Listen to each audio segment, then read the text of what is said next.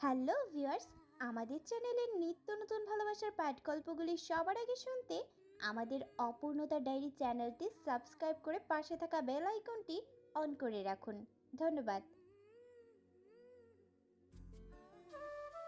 আপনি কি সিঙ্গেল? রাস্তায় গাড়ির জন্য দাঁড়িয়েছিল রুদ্র।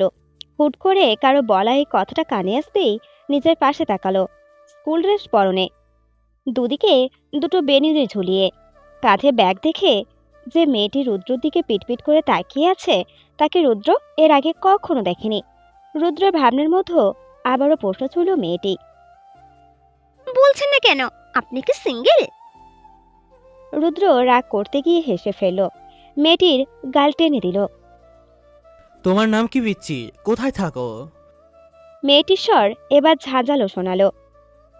আমাকে পিচ্ছি বলবেন না। রুদ্র অবাক হয়ে মেয়েটিকে দেখতে লাগলো। এইটুকু মেয়ে কত পাকা পাকা কথা বলে। আপনি কি উত্তর দেবেন না? রুদ্র কিছু না বলে একটা রিক্সা দাঁড় করিয়ে উঠে চলে গেল।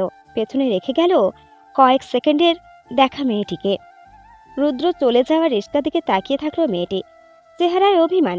মোড় থেকে বাড়ি যাওয়ার জন্য হাঁটতে শুরু করলো। যেতে যেতে মনে মনে নাম না জানা ছেলেটিকে বকা দিতে ভুলল না। তিনতলা ফ্ল্যাটে থাকা মেয়েটি তার বাবা মার সাথে সিঁড়ি দিয়ে লাফিয়ে লাফিয়ে উঠতে লাগলো তিনতলায়। কলিং বেল চাপ দিতে লাগলো এক নাগাড়ে। রান্নাঘর থেকে খুন্তি নিয়ে ছুটে এসে দরজা খুললেন ইরা। দরজার বাইরে দাঁড়ানো মেয়েটিকে ঝাঁঝালো স্বরে বলল, পাড়া প্রতিবেশীর কান কি উড়িয়ে দিবি তুই? কয়বার কলিং বেল বাজাস? একবার বাজিয়ে দাঁড়িয়ে থাকতে পারিস না? মেয়েটি ঠোঁট উল্টালো। ভেতরে তো ঢুকতে দাও, দাঁড়িয়ে পা ব্যথা হয়ে গেছে। ইরা সরে গেলেন। মেয়েটি লাফিয়ে ভেতরে ঢুকলো। সব সময় লাফালাফি করিস, কোন দিন পা ভেঙে বসে থাকবি তুই?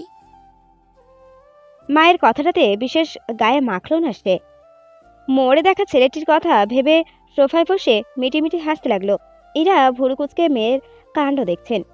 রান্নাঘরে যেতে যেতে বললেন, বের হয়ে যেন দেখি তুই গোসল করে টেবিলে এসে বসেছিস। দুপুরে খাওয়ার পর ঘুমানোর অভ্যাস মেয়েটির। ঘুম থেকে উঠে বিকেলে ছাদে হাঁটাহাঁটি করে। আজও সময় মতো সে ছাদে হাঁটতে লাগলো। এই সময় তেমন কেউ ছাদে থাকে না। মেয়েটি হাঁটাহাঁটি করার মধ্যে নজর ফেল চারিদিকে। দৃষ্টি আটকালো ডান দিকের ছাদে। সকালে দেখা সেই ছেলেটি দাঁড়িয়ে আছে। মেয়েটি উঁচু আওয়াজে ডাকলো, এই হ্যান্ডসাম। রুদ্র চমকে তাকালো। কান থেকে মোবাইল নামিয়ে পকেটে রেখে ছাদের কিনারায় এলো। মেয়েটিকে পরখ করে বলল, তুমি দুপুরে শুয়ে পিচ্ছিটা না? মেয়েটি নাক ফুলিয়ে বলল, পিছিয়ে বলবেন না। রুদ্র গম্ভীর স্বরে বলল, তো কি বলবো? আমার নাম ঐশ্বরিয়া ইচ্ছে। আপনি ইচ্ছে বলে ডাকতে পারেন। আপনার নাম কি? ইয়াসিফ। আমি দুদিন হলো এই ব্যাচেলর বাসাতে এসেছি। অনার্সে চান্স পেয়েছি এখানকার একটা ভার্সিটিতে। তুমি কিসে পড়ো? ইচ্ছে। ঐশী হেসে বলল, আমি নবম শ্রেণীতে পড়ি। আপনি আমাকে ঐশী ডাকতে পারেন, যদিও দুটো নামেই সবাই ডাকে, যেটা যার পছন্দ। রুদ্র ঠোঁট কামড়ে হাসলো। আমি তোমাকে ইচ্ছে বলেই ডাকবো। তাহলে তো আপনার নাম আর আমার নাম মিলে গেল। ইয়াসিফ ও ইচ্ছে, সুন্দর না? রুদ্র গম্ভীর হয়ে গেল। এই সময় ছাদে কি করছো? আমি এই সময় ছাদে হাঁটাহাঁটি করতে আসি। এখন থেকে কম আসবে, কারণ পাশের ছাদ মানে আমি যেটাতে দাঁড়িয়ে আছি সেটাই ব্যাচেলররা থাকতে পারে। আর আমার সাথে তেমন কথাও বলবে না, কারণ কেউ দেখলে তোমার নামে বাজে কমেন্টস করতে পারে। তুমি তো ছোট, তাই বুঝতে পারছো না এখন, ঠিক আছে? ঐশী ফ্যালফ্যাল করে তাকিয়ে রইল। আমি সব বুঝি। আপনাকে আমার ভালো লেগেছে, আমি আপনার সাথে কথা বলবোই। রুদ্র কণ্ঠস্বর কঠিন করলো। না ইচ্ছে, তুমি যদি এইরকম করো তবে আমারও বদনাম হবে। আমি এখানে নতুন এসেছি, যদি আমার নামে উল্টাপাল্টা কিছু ছড়িয়ে যায় তবে বাড়িওয়ালা আমাকে বের করে দিতে দুবার ভাববে না। ঐশী ঠোঁট উল্টে বলল, তাহলে উপায়? রুদ্র রেগে বলল, আমি তোমাকে বাচ্চা মেয়ে ভেবেছিলাম, তুমি তো দেখছি নাছোড়বান্দা। আরে মেয়ে, আমার সাথে তোমার এত কিসের কথা? প্রতিবেশী হয়েছে বলে কি মাথা কিনে নিয়েছো? আমারই দোষ তোমার সাথে কেন যে কথা বলেছি। আমার সাথে কথা বলে কি হবে? কেউ দেখবে না, প্রমিস। লুকিয়ে কথা বলবো। আপনার ফোন নাম্বারটা দিতে পারবেন? কেন? ঐশী হেসে বলল, বান্ধবীর মোবাইল দিয়ে স্কুলে গেলে ফোন করতাম আর কি। আমার তো নিজস্ব মোবাইল নেই। বাবা বলেছে স্কুল পাশ করার পর মোবাইল দেবে। রুদ্র হতভম্ব হয়ে গেল। আমার সাথে কথা বলে লাভ কি তোমার? আরে বুধু, প্রেম চিনি না নাকি? ঐশী কোমরে হাত রেখে রুদ্রের সাথে কথা বলছে। পরনে ফতুয়ার প্লাজো, চিকন শরীরে লিলি ফুটছে। রুদ্র সবে যুবকে পরিণত হয়েছে। লম্বায় ঐশী তার পেটে পড়বে হয়তো। এত অল্প বয়সে কেউ প্রেম করবে সেটা রুদ্র কাছে অবিশ্বাস্য হলেও জগতের কাছে নয়। এ যুগে 5 বাচ্চারাও প্রেম করে। রুদ্র দীর্ঘশ্বাস ছেড়ে বলল, প্রেমের কি চিনো তুমি? দুধের দাঁত পড়েছে তোমার? ঐশী দাঁত বের করে দেখালো। আমার সব দাঁত পড়ে আবার নতুন দাঁত উঠে গেছে। দেখো, তুমি বাচ্চা একটি মেয়ে, মন দিয়ে পড়াশোনা করবে এখন। প্রেম করার বয়স তোমার হয়নি। আমাকে বলছো তো বলছো, আর কাউকে এসব বলতে যেও না। তারা সুযোগ নিতে দুবার ভাববে না। কেন বলবো না? আপনি যদি ফোন নাম্বার না দেন তো সবাইকে বলবো। কি বলবে? ঐশী মুখে হাত রেখে ফিক করে হাসলো। বলবো আপনি আমাকে লাভও করেন। রুদ্র অনেক কষ্টে হাসি চেপে রেখে বলল, লাভু শব্দের মানে কি ইচ্ছে? ভালোবাসা। তুমি কি কাউকে ভালোবাসো? ঐশী থমকালো, মাথা নাড়িয়ে বলল, মা বাবাকে ভালোবাসি। মা বাবা তোমাকে অনেক আদর করে, তাই না? হুম, বাবা আমাকে প্রিন্সেস বলে ডাকে। তুমি যে আমার সাথে কথা বলছো, তোমার যদি কোনো বদনাম হয় তবে তোমার বাবার অসম্মান হবে। তুমি কি চাও তোমার বাবা কষ্ট পাক? ঐশী ঠোঁট উল্টে না করলো।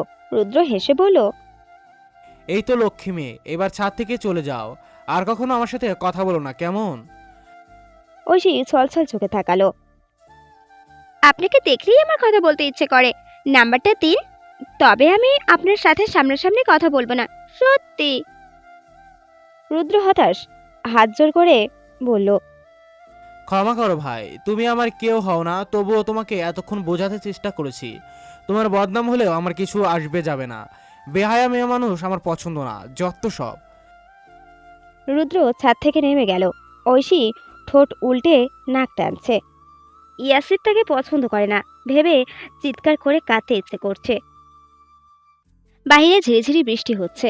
কোচিং থেকে ফিরে ঐশী এক মনে বৃষ্টি দেখছে। সন্ধ্যা ঘনিয়ে আসছে। বিকেলে যে মেয়েটা ছাদে হাঁটাহাঁটি করত, সে এখন 3টায় কোচিংয়ে যায়। দুপুরে বাসায় এসে খেয়ে একটু রেস্ট নিয়ে কোচিংয়ে যাওয়াটা এখন ঐশীর রুটিন। সেদিনের পর থেকে ঐশীর সাথে রুদ্র দেখা হয়নি। রুদ্রকে ওপাশে দেখলে ঐশী আড়ালে চলে গেছে। ইচ্ছে করেই এমন করছে সে। রুদ্র তাকে প্রথম দিনই বেহায়া মেয়ে বলেছিল। ভুলে যায়নি ঐশী। হতে পারে সে চঞ্চল, কিন্তু বেহায়া নয়। সে তার অনুভূতি চেপে রাখতে পারে না, এটাই তার দোষ। রুদ্রের উপর প্রথম দেখায় সে ক্রাশ খেয়েছে, এর বেশি কিছুই না। অথচ দেখো কত ভাব দেখালো। ভাবের ডিবা ঐশীর কাছে এসে ভাব দেখায়। ইচ্ছে নাস্তা করবি না? জলদি টেবিলে এসে বস, তোর বাবা অপেক্ষা করছেন তো। ঐশী গটগট পায়ে টেবিলে গিয়ে বসল।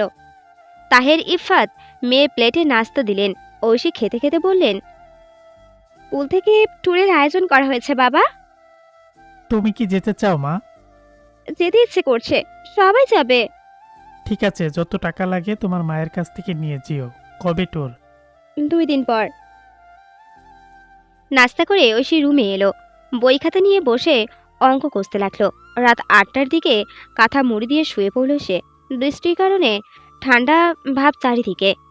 রুদ্র যে ফ্ল্যাটে থাকে সেখানে আরও 7 জন থাকে।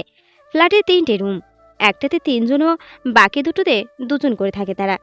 বিল্ডিংয়ের একটি তলাতে সবাই ব্যাচেলার, নিচতলাতে বাড়ির মালিক থাকেন, 2 তলায় একটি সিঙ্গেল দাম্পতি থাকে। রুদ্র চট্টগ্রামের ছেলে, ঢাকাতে পড়তে আসা এই প্রথম। ঢাকায় এসে 1 মাস হয়ে গেছে তার। মা বাবাকে সামনাসামনি দেখতে ইচ্ছে করে ভীষণ। তোর হিরোইনের কথা ভাবছিস নাকি রুদ্র? রুদ্র খেপে গেল। প্রায় অনেক দিন আগে ইচ্ছের সাথে ছাদে একবার কথা বলেছিল সে। সেটা আড়ালে দাঁড়িয়ে শুনেছে রুমমেটরা। সুযোগ পেলেই রুদ্রকে খেপাতে ভোলে না। রুদ্র বলতে বলতে হয়রান হয় যে মেয়েটার সাথে তার কোনো রকম যোগাযোগ বা সম্পর্ক হওয়ার কোনো চান্স নেই। কোথায় ডুবে গেলি রুদ্র? তাকে ভাবা হচ্ছে বুঝি? রুদ্র হতাশায় দীর্ঘশ্বাস ত্যাগ করলো। যতই মানা করুক না কেন, এরা শুনবে না, সুতরাং চুপ থাকাটাই বেছে নিল।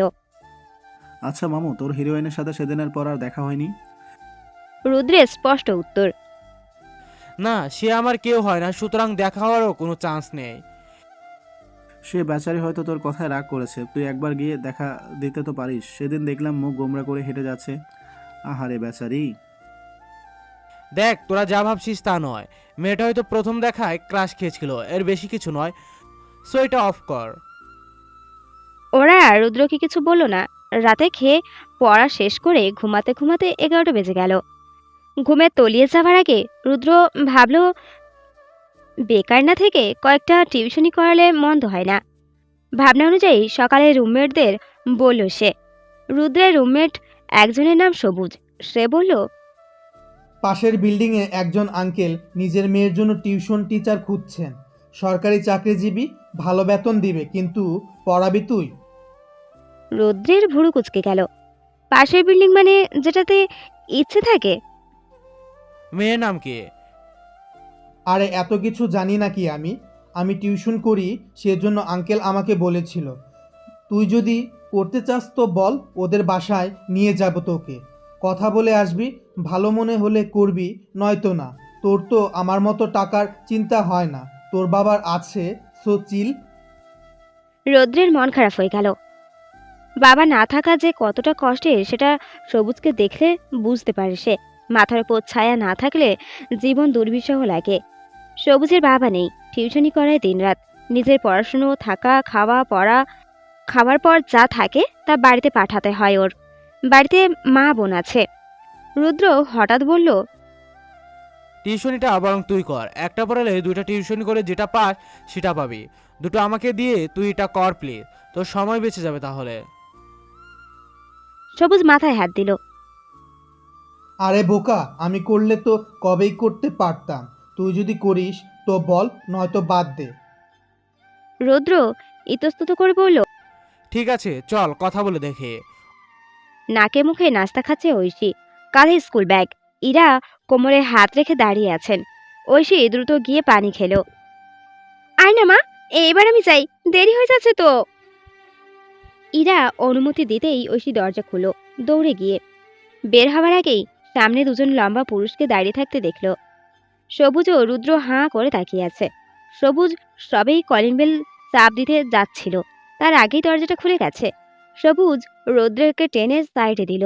ঐশী আর চোখে দেখে এক দৌড়ে সিঁড়ি দিয়ে নিচে নেমে চলে গেল। ইরা এগিয়ে এলেন। সবুজ সালাম দিয়ে বলল, আন্টি, আমি সবুজ, পাশের বাসাতেই থাকি। এটা আমার বন্ধু রুদ্র। তাহের আঙ্কেল বলেছিলেন টিউশন টিচারের কথা। আপনারা যদি চান তো রুদ্র পড়াতে পারবে। ইরা দুজনকে ভেতরে বসতে বললেন।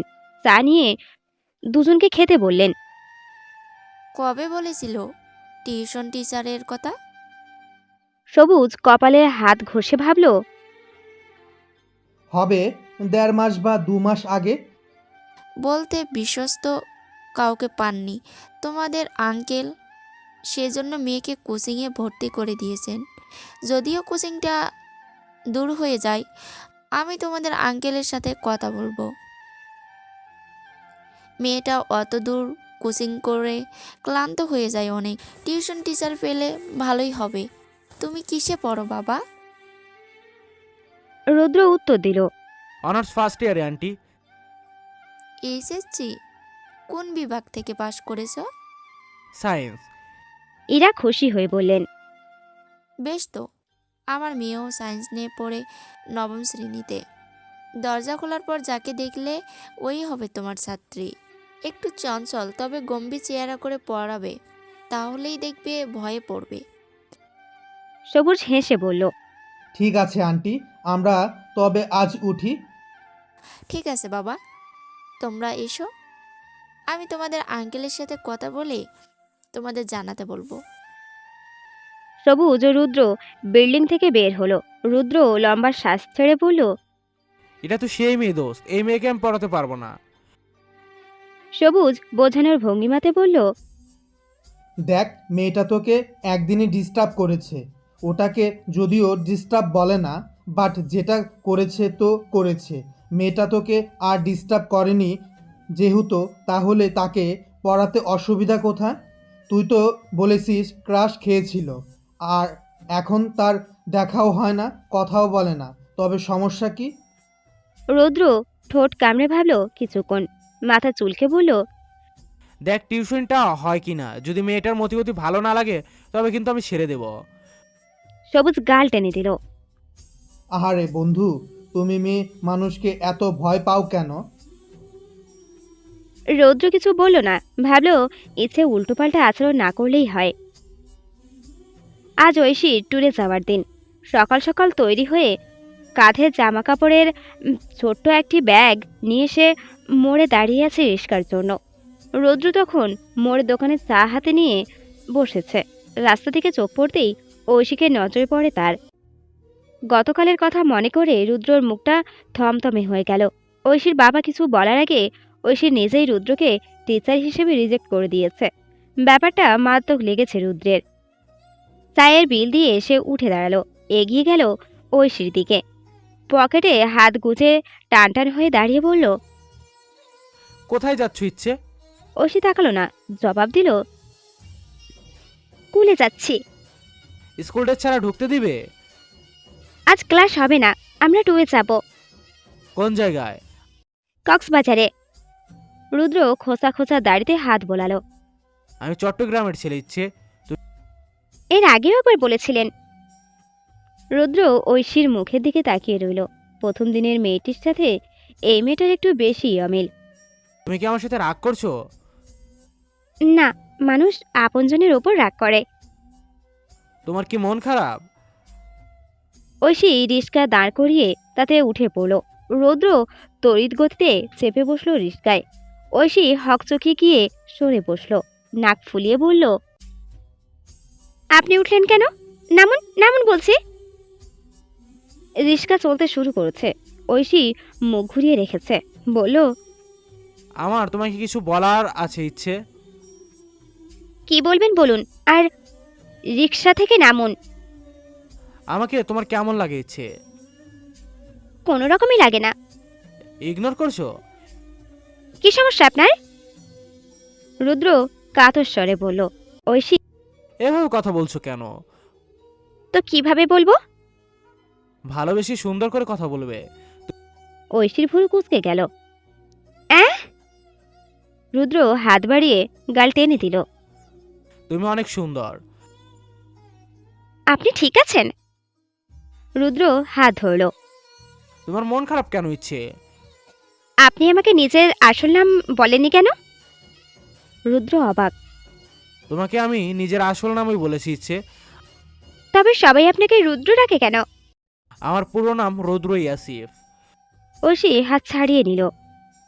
ঠিক আছে, এবার নামুন। তোমাকে আমার আরো কিছু জিজ্ঞেস করার আছে ইচ্ছে। কি জিজ্ঞাসা করবেন তাড়াতাড়ি করুন, আমার স্কুলে পৌঁছাতে বেশি দেরি নেই। তুমি আমাকে নিয়ে কি অনুভব করো ইচ্ছে? কিছু অনুভব করি না। আমি সিরিয়াসলি জিজ্ঞেস করছি ইচ্ছে। ঐশী মুখ বাঁকালো। আমিও সিরিয়াসলি উত্তর দিয়েছি। রুদ্র রেখে গেল। আমি না তোমার ক্রাশ? তো? তো তুমি আমাকে নিয়ে সত্যি কিছু ফিল করো না? জানি না। স্কুল গেটের সামনে রিক্সাটা থেমে গেল। ঐশী নেমে অর্ধেক ভাড়া দিয়ে চলে যাচ্ছিল। তখনই রুদ্র হাত টেনে ধরল, হাতের মুঠোয় কাগজের টুকরো দিয়ে বলল, যদি কিছু অনুভব করো তবে এটাই ব্যবহার করো। রুদ্র চলে গেল। ঐশী হাতের মুঠোয় কাগজ নিয়ে স্কুলের ভেতরে ঢুকলো। চারিদিকে হই হই পড়েছে। কিছু সময় পর বাস এলো। স্যারেরা স্টুডেন্টদের দেখে শুনে উঠতে বললেন। ঐশী জানালার পাশে বসলো। তার পাশে বসেছে ক্লাসমেট ঈশা। ঐশী জিজ্ঞাসা করলো, আচ্ছা ঈশা, ধরো তুমি কাউকে নিয়ে কিছু ভাবো, তবে তাকে কি সেটা জানিয়ে দেওয়া উচিত? ঈশা ভৌরু নাচিয়ে বলল। কোন বিষয়ে? ঐশী বিরক্ত হয়ে বলল, যে কোনো বিষয়। দেখো, আমি যদি তোমাকে নিয়ে মন্দ কিছু ভাবি তবে কখনোই চাইবো না তুমি সেটা জেনে যাও।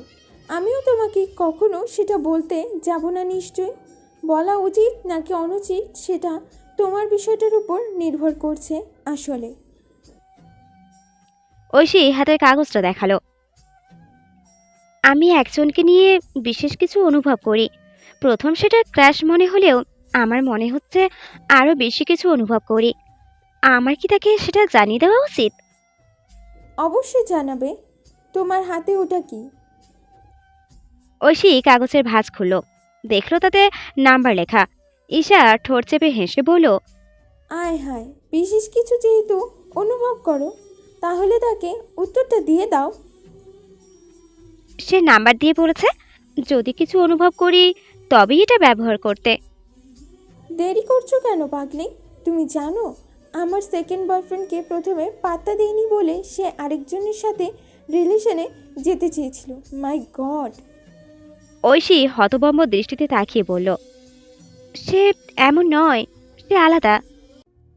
আরে ওসব সবাই প্রথমে বলে, দুদিন পর ছ্যাঁকা খেলে বুঝতে পারবে সে কেমন। না ঈশা, সে সত্যি আলাদা। তো দেরি করছো কেন? ব্যবহার করো এটার। ঐশী গোমরা মুখে বলল, আমার তো মোবাইল নেই। ঈশা নিজের মোবাইল বের করে দিল। এটা দিয়ে কল দাও। ঐশী তাই করলো। নাম্বার তুলে দূর দূর বুকে ডায়াল করলো রুদ্রের দেওয়া নাম্বারে। কয়েক সেকেন্ডেই রিসিভ হলো। রুদ্র কিছু বলার আগেই ঐশী বলল, আমি ইচ্ছে বলছি, নাম্বারটা আমার ক্লাসমেটের। রুদ্র কিছুক্ষণ চুপ থেকে বলল, আমি কি ধরে নেব তুমি বিশেষ কিছু অনুভব করো? ধরে নিতে পারেন। ঠিক আছে, ধরে নিলাম। আপনি হঠাৎ চেঞ্জ হলেন যে? রুদ্র হেসে বলল, হঠাৎ করে মনে হলো নিজেকে ভালোবাসা অরুণচণ্ডী, এই ইচ্ছেকে আমার ধরে রাখা উচিত। হঠাৎ কেন? জানি না, মনে হলো তাই ধরে রাখলাম। আমি কি সেটা বিশেষ অনুভূতি ধরে নেব? রুদ্র হেসে বলল, তুমি বিশেষ অনুভূতির শুরু হিসেবে ধরে নিতে পারো। আমি তবে রাখি। ইচ্ছে শোনো, বলুন। একবার নাম ধরে ডাকবে? আমি এখন রাখছি আসিফ, ট্যুর থেকে ফিরে বাসার মোবাইল থেকে কল করব। রুদ্র কল কেটে দিল। ঈশা জলজল চোখে তাকিয়ে বলল, কি দিলে মাইরি তোমাকে দিয়ে হবে? কি হবে? প্রেম। প্রেম নয়, ভালোবাসা হতে পারে। ওই একই তো। একদমই একই নয়। ঈশা মুখ গোমরা করে বলল, ঠিক আছে, মানলাম। তোমরা কি এখন রিলেশনে আছো? এটা ঠিক সম্পর্ক না, আবার সম্পর্ক। এটা কি রকম কথা? দেখো, আমরা কেউ কাউকে ভালোবাসি বলিনি, সবে শুরু। আমি কি ধরে নিতে পারি এটা একদিন সম্পর্ক? ধরে নিতে পারো। বাস চলছে নিচের গতিতে। উদাস মনে গালে হাত রেখে জানালার দিকে তাকিয়ে আছে ঐশী। আপন মনে বিড়বিড় করল, হয়েছে তোমার সাথে সন্ধি। তুমি আকাশ, আমি তোমার আকাশে উড়ে বেড়ানো অরুণচণ্ডী।